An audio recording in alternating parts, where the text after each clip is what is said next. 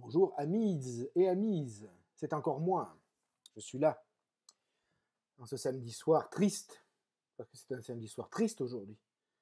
C'est 10 000 morts en Italie, c'est la progression massive de la merde virale aux États-Unis, qui de toute façon, hormis les quelques voix qui s'élèvent à juste titre, font n'importe quoi, et je ne sais pas comment ça va se passer. Donc ce soir, ce n'est pas le temps d'une bière ni d'un pastis, c'est le temps d'un whisky. Whisky, carrément. Parce que là, il serait temps de commencer à penser. Donc moi, toujours pareil, dans mes petites causeries, l'idée que j'ai aujourd'hui à vous soumettre, la question que je me pose, et puis celle-là je me la pose pour de bon, c'est pas juste une question rhétorique, c'est de me dire comment créer de nouvelles formes politiques. Ça c'est vraiment quelque chose qu'il faut qu'on envisage, là, parce que je veux dire, mais là il faudrait y réfléchir pendant longtemps, mais on a en fait au niveau politique des préjugés, des espèces de en fait des choses qui sont plus des présupposés que des préjugés, mais qui sont là, ancrés, là. Et d'une certaine façon, je veux dire d'une certaine façon, on pourrait l'aborder d'une autre manière, mais d'une certaine façon, on peut dire que la façon dont on produit, dont on se produit, dont on nous-mêmes, l'humanité, entre guillemets, nous produisons comme être politique, eh bien, participe en fait de toute la merde dans laquelle on est aujourd'hui au niveau, je veux dire, médical, okay, au niveau de la santé, au niveau, etc. Enfin, je veux dire, au niveau d'une certaine façon, parce que je modère les choses, parce que je voudrais pas non plus rentrer dans des caricatures, mais d'une certaine façon, on peut dire que le modèle économique mondial qu'on essaye de plaquer, grosso modo, à peu près partout, a fait, par les échanges ininterrompus depuis X années, que le virus se propage, etc. Donc là, on est face à un problème parce qu'il y a deux solutions. Enfin, pas deux solutions, il y a deux points de vue. Ou on se la joue protectionniste en disant on ne veut plus faire rentrer personne parce qu'on a peur des maladies, ça c'est pas bon. Ou on se dit on laisse tout ouvert, puis on va bien voir ce qui se passe, et puis ben, dans ce cas-là, aujourd'hui, on voit ce qui se passe. Donc le problème, c'est ça, c'est de se dire, en fait, là, les choix politiques qu'on fait, là, on ne voit pas nécessairement l'impact qu'ils ont sur nos vies immédiatement. Il faut des espèces de loupes. Et en fait, le virus est une loupe binoculaire au travers, on peut voir justement les failles de notre système. Le système entendu au sens global du terme. Donc l'idée, c'est ça, c'est qu'en fait, moi j'ai souvent discuté avec des gens ici, là, par exemple, je suis en Amérique du Nord depuis des années, qui ont l'air de penser, enfin, certaines personnes ont l'air de penser en tout cas, que le libéralisme, en fait, qu'il n'y a pas de solution hors du libéralisme. En fait, quand on commence à aborder le problème d'une sortie du libéralisme, du libre-échange, etc., on s'aperçoit qu'en fait, ces gens ont, comme qui dirait, une espèce d'a priori négatif qui te propulse immédiatement, toi, en tant qu'interlocuteur, dans le camp des communistes, le camp des fascistes et des nazis. Ça va très vite. Hein. Ici, sortie du libéralisme égale nazisme, communisme, etc. Je veux dire, c'est quand même assez grave. Et puis ça, c'est, je veux dire, je plaisante pas, c'est réel, ça m'est arrivé personnellement beaucoup de fois de me faire dire t'es un communiste, t'es un nazi, si on me dit que j'étais un nazi, bon, enfin bon, des trucs comme ça. Donc je veux dire, quand on parle de penser des formes politiques, c'est beaucoup plus complexe, en fait, c'est beaucoup plus compliqué, c'est-à-dire quand on parle de formes politiques, on parle de formes politiques efficientes, c'est-à-dire qui peuvent s'engrener sur la réalité et produire une réalité politique vivable. On ne parle pas de système politique genre la cité idéale de Platon, genre l'utopie de Thomas More. Non. Voilà, donc ça c'est quelque chose. Moi personnellement, je suis complètement. J'essaye d'envisager des choses, j'essaye d'envisager des plans, de me dire, moi, l'idée que j'ai, c'est d'un retour. Bon, l'idée que j'ai, que je vous ai soumis, que je vous ai soumises, excusez-moi, mais à l'oral, il paraît que c'est pas grave, que je vous ai soumises, c'était l'idée d'une fragmentation du flux, c'est-à-dire d'une parcellisation de la réalité et de la totalité politique. Il me semble que c'est quand même assez clair qu'aujourd'hui, et puis même ça va dans le sens de certaines réquisites populaires, notamment les ZAD en France, là, je trouve que c'est quand même une très bonne idée. Moi, c'est une idée qui me plaît en tout cas.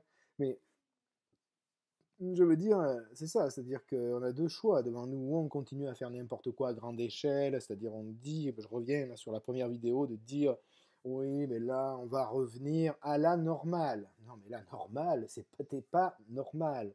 La normale n'était pas normale. Donc ça, c'est pas bon.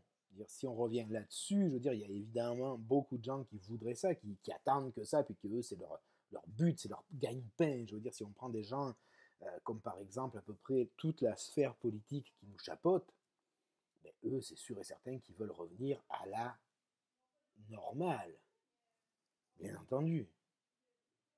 Quelqu'un qui a intérêt, qui a un intérêt réel dans le système libéral, quelqu'un qui est intéressé au système libéral, qui a une fonction dans ce système-là, et qui profite de ce système d'une manière assez importante, ne peut pas d'un coup dire on va arrêter, on va tout changer. Un politique ne va pas d'un coup dire Macron, par exemple, non mais là, enfin Macron il va le faire parce qu'il est malin, il va faire semblant. Mais un politique ne peut pas dire, par exemple, aujourd'hui, enfin, c'est un peu, après je vous ferai un parallèle parallèle, mais je voudrais en venir à un autre propos, là je fais des parenthèses, mais le propos, ce sera d'en venir à la création. Parce que créer des formes politiques, ça passe par un processus de création. Mais un mec comme Macron, là, ou comme Donald Trump, ou comme l'autre blaireau de Boris Johnson, ou tout ce qu'on veut, là, eux, là, il est hors de question pour eux qu'on change le paradigme politique. Boris Johnson a changé le paradigme politique pour la Grande-Bretagne, mais le paradigme libéral reste là intégralement. Je veux dire, la sortie de l'Europe, ça n'a rien à voir, comme qui dirait, avec. Parce que des fois, il y a des gens qui ne comprennent pas, mais là, auquel cas, aux gens, il faut leur dire ça ne veut pas dire que l'Europe, que la Grande-Bretagne serait sortie du libéralisme. Par exemple. Non. Donc, ce que je veux dire, c'est que les gens qui sont en place, ayant été portés par une vague, parce qu'en fait, les gens qui sont en place, il ne faut pas oublier non plus, de ça, il faut quand même leur rendre justice d'une certaine façon. Macron, hein, moi personnellement, Macron, c'est sur un ring avec moi. Il n'y a pas d'autre moyen. Bref. Mais je veux dire, Macron, hein, c'est pas non plus celui qui a tous les torts sur lui. Là. Il a fallu en arriver là, puis Macron ne cumule pas non plus toutes les choses. Macron, il est là, et puis bon, il fait ce qu'il peut. Mais ce que je veux dire, c'est que de toute façon, les gens qui sont en place, qui sont positionnés, qui sont postés politiquement, qui sont aussi postés institutionnellement d'une certaine façon, c'est beaucoup plus compliqué, on y viendra une autre fois, mais ils ne peuvent pas envisager de penser outside the box. C'est évident. Quand c'est une condition systématique, systémique qui t'a porté dans une fonction, tu vas pas chier là-dessus, c'est évident. Bon, donc, de toute façon, étant donné que les politiques que nous avons, hormis ceux qui vont faire les fanfarons après la crise qui va être longue, les enfants, vont nous dire, ah oui, maintenant tout est changé, ils changeront rien, c'est évident. Ils changeront quelques trucs, peut-être qu'ils vont à un moment donné allumer sur les stocks de masques, les stocks, etc. Bon, ça on s'entend, mais je veux dire, donc c'est à nous. Là. En fait, le pouvoir, là, on l'a dans nos mains. C'est juste qu'on ne veut pas se mouiller, qu'on a trop peur. Et moi, je suis d'accord avec ça. Là. J'ai peur, moi aussi. J'ai peur, mais j'ai envie. J'ai envie. Donc là, ce que je vous dis là aujourd'hui, là, c'est de se dire, tu sais, étant donné que de toute façon, politiquement parlant, là, ça va être le grand bluff. Ça, c'est clair.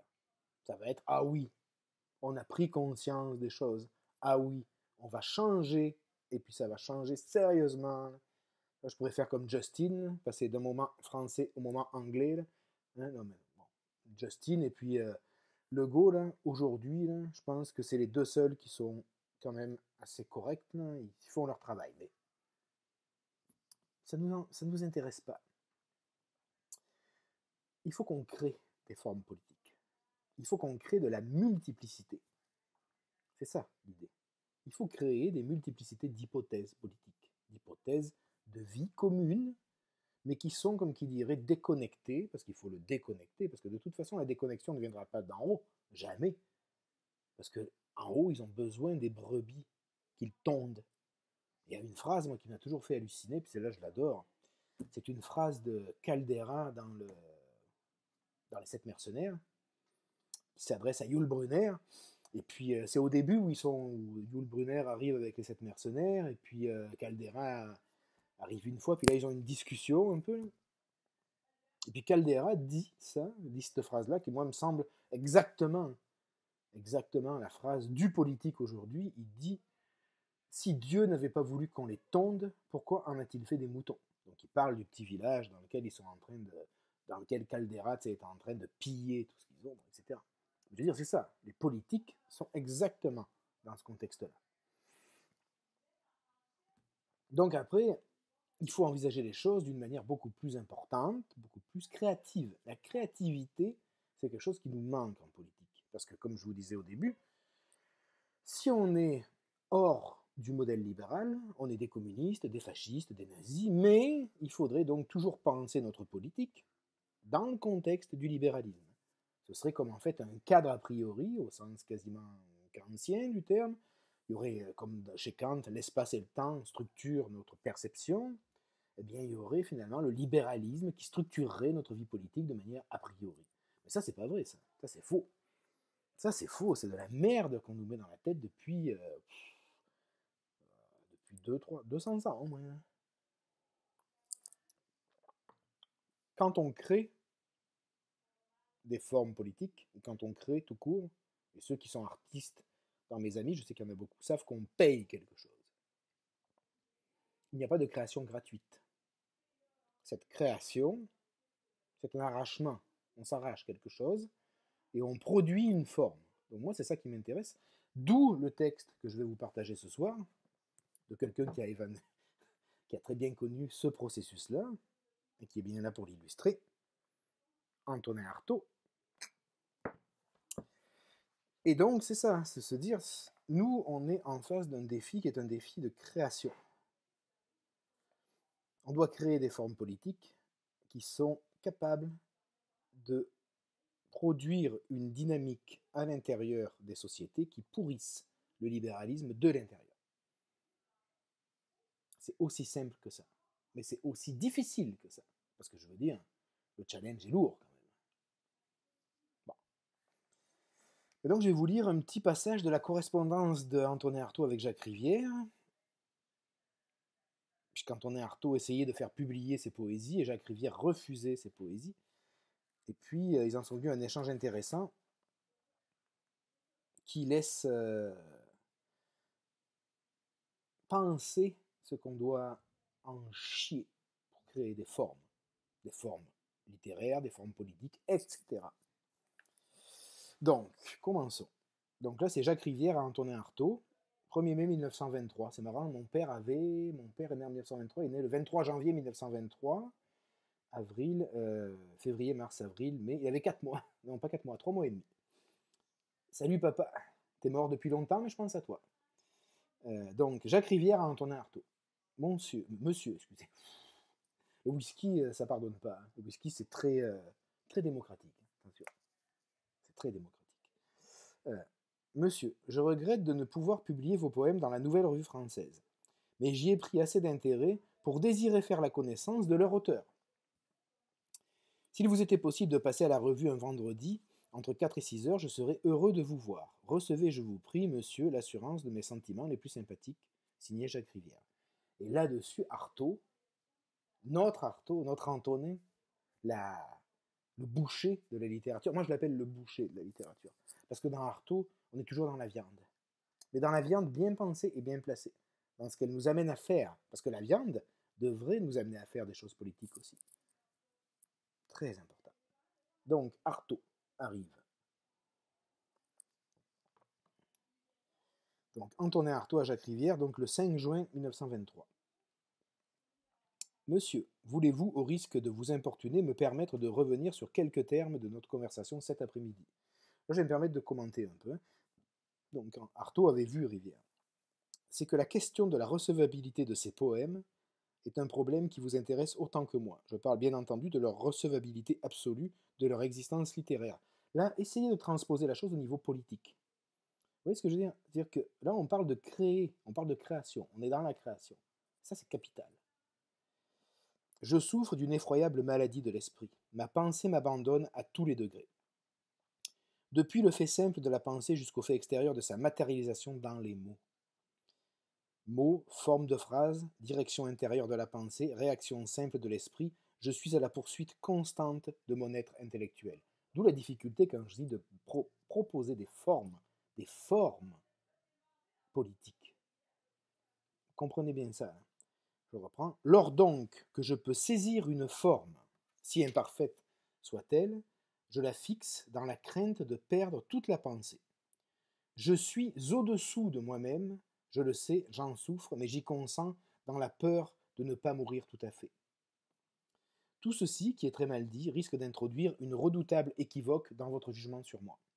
C'est pourquoi, par égard pour le sentiment central qui me dicte mes poèmes, sentiment que nous aussi on devrait avoir en tant qu'être politique, okay, moi je vous dis, il faut transposer ça dans le domaine de la politique, qui me dicte mes poèmes, et pour les images ou tournures fortes que j'ai pu trouver, je propose malgré tous ces poèmes à l'existence. Comme nous devrions proposer, malgré une certaine dose de souffrance, des formes politiques à l'existence. Reprise de la lecture. Ces tournures, ces expressions malvenues que vous me reprochez, je les ai senties et acceptées. Rappelez-vous, je ne les ai pas contestées. Elles proviennent de l'incertitude profonde de ma pensée. Mais c'est pareil pour nous, non? Qui est certain de quoi que ce soit? Reprise de la lecture.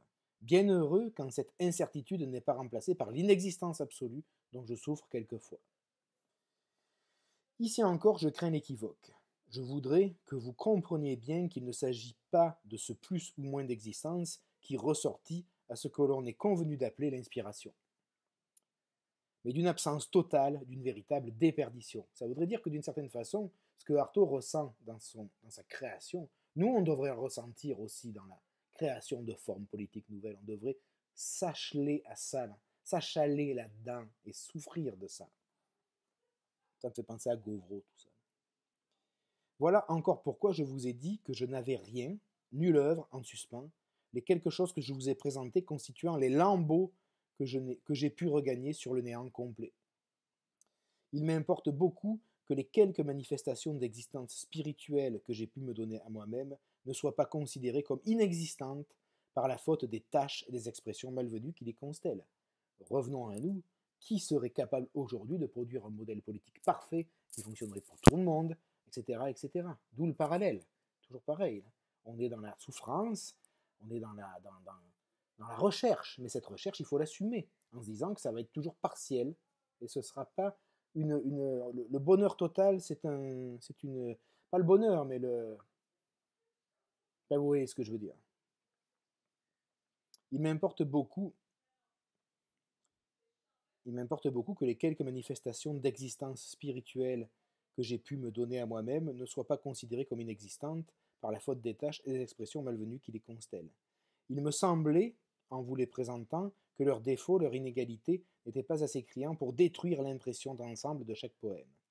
Croyez bien, monsieur, que je n'ai en vue aucun but immédiat ni mesquin, je ne veux que vider un problème palpitant. Parce que ça, pour nous, c'est un problème qui est plus que palpitant et qui est beaucoup plus urgent, par contre. Car je ne puis pas espérer que le temps ou le travail remédieront à ces obscurités ou à ces défaillances. Voilà pourquoi je réclame avec tant d'insistance et d'inquiétude cette existence même avortée. Proposons des choses, faisons des choses. Reprise de la lecture. Et la question à laquelle je voudrais avoir réponse est celle-ci. Pensez-vous qu'on puisse reconnaître moins d'authenticité littéraire et de pouvoir d'action à un poème défectueux, mais semé de beauté forte, qu'à un poème parfait, mais sans grand retentissement intérieur? Commentaire de moi, mais c'est exactement là-dedans qu'il faut aller, c'est-à-dire que nous, si on a un sentiment, quelque chose qui nous anime dedans, cette durée dont je vous parlais, là, qu'il faut observer, qui se contracte, qui se dilate, etc., ça, c'est exactement la chose sur laquelle il faut se baser pour produire des formes politiques.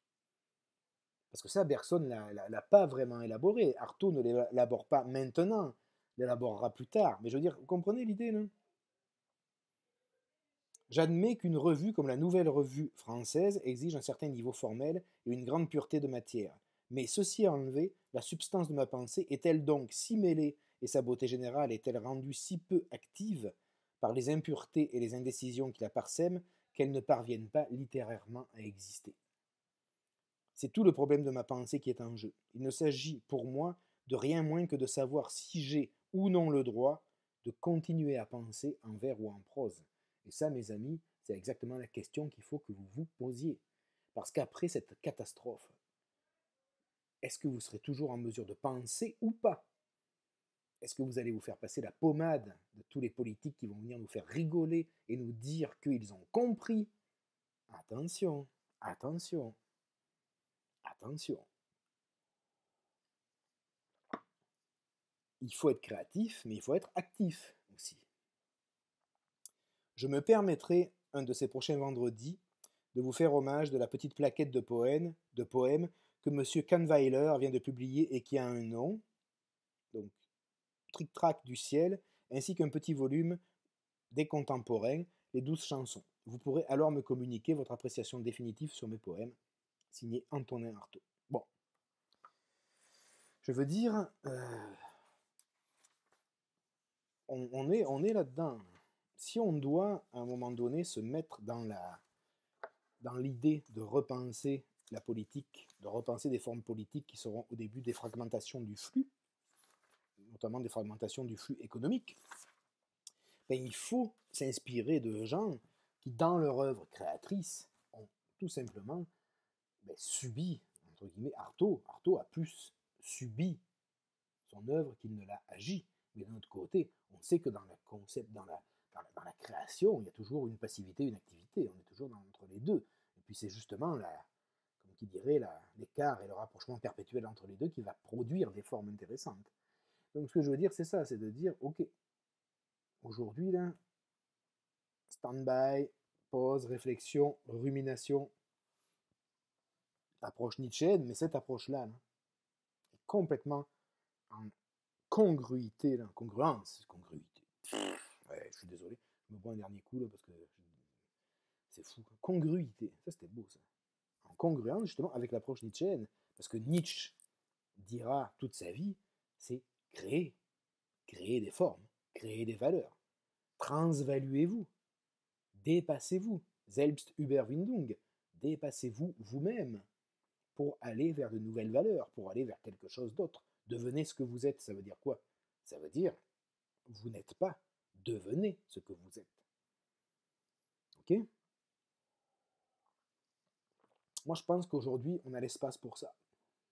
Est-ce qu'on aura le courage de ça? Est-ce que moi, j'aurai le courage de ça? J'en sais rien. J'en ai aucune idée. Mais j'avoue que ça me titille, sérieusement. Et puis je sais qu'aujourd'hui, il y a beaucoup de gens qui sont dans ces préoccupations. Les artistes doivent nous aider énormément à penser la politique. La politique, c'est une histoire d'artiste, c'est une histoire de création. C'est pas une histoire de politologue. Il faut être clair là-dessus. Donc moi, ce que je dis, c'est justement, vous qui créez, vous qui faites des mondes. L'art,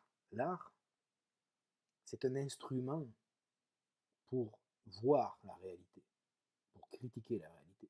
Des gens comme Nietzsche, comme Baudelaire, comme Artaud ont utilisé l'art pour évaluer la réalité. Et ça, c'est très. Quand je dis ces trois-là, c'est parce que c'est les trois que je suis en train de dire en ce moment. Il y en a beaucoup d'autres. Hein. Ce que je veux dire, c'est que ça. Hein. Pourquoi l'art? Parce que l'art crée. Parce que l'art est politique.